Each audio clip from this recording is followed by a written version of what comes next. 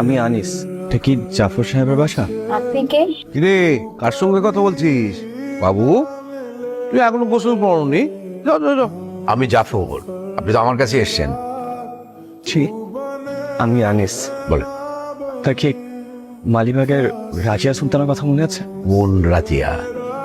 আপনি 26-27 বছর আগে মালিবাগ স্টাফ কোয়ার্টারে থাকতেন না? আপনি জবার কথা বলছেন? জি, আমি আপনার ছেলে। হ্যাঁ,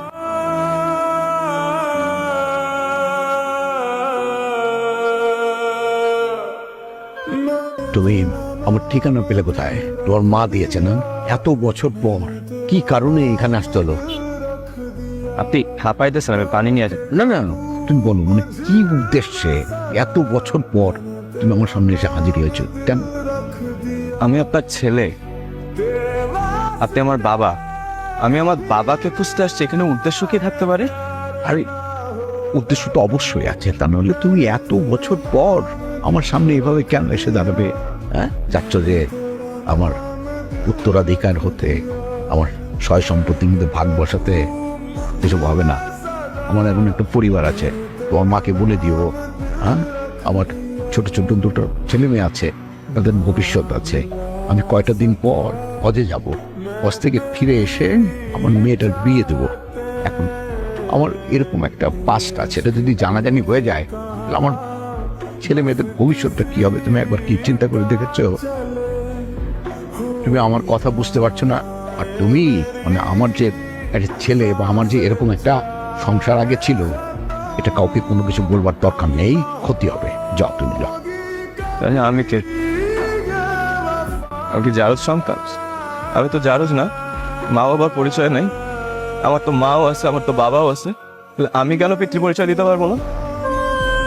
আপনি আপনার ছোট ছেলের কথা ভাবতেছেন, আপনার মেয়ের ভবিষ্যতের কথা ভাবতেছেন। আপনি তো সেই একই বাবা, তাহলে আমার জন্য সেই দরদ, সেই ভালোবাসাটা কই? জোর হাত করছি, তুমি যাও তো, যাও যাও।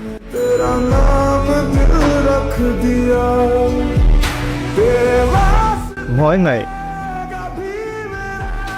আমি আপনার সম্পত্তি নিতে আসি নাই। আপনার জন্য দেখতে আসছিলাম যে বাবা জিনিসটা কেমন, বাবা তিতা নাকি বাবা মিঠা, বাবা কিভাবে আদর করে, বাবা কিভাবে শাসন করে, বাবার গায়ের গন্ধটা কেমন। সবাই বাবা দিয়ে বলছে, শেয়ার দেয় যে আমার বাবা আমার হিরো। আমি দেখতে আসছিলাম যে আমার বাবা আমার হিরো নাকি মিল। আমি আমি এতটুকু জানতে আসছিলাম। ঠিক আছে, তুমি যাও, এখন যাও। আপনি আপনি আপনি চিন্তা করবেন না, আল্লাহ আমার আলহামদুলিল্লাহ অনেক। আমি আপনার 10 বার হজ করাই পারবো, সারা জীবন দেখে শুনে রাখতে পারবো। আমি এখানে কেন আসলাম জানেন? সামনে আমার বিয়ে।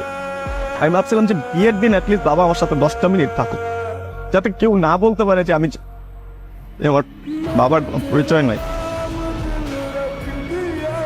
মাকে অনেকবার আপনার কথা জিজ্ঞেস করতে, মা কিচ্ছু বলে নাই, কখনো বলে নাই। এখন বুঝি মা কেন বলতে চায় নাই।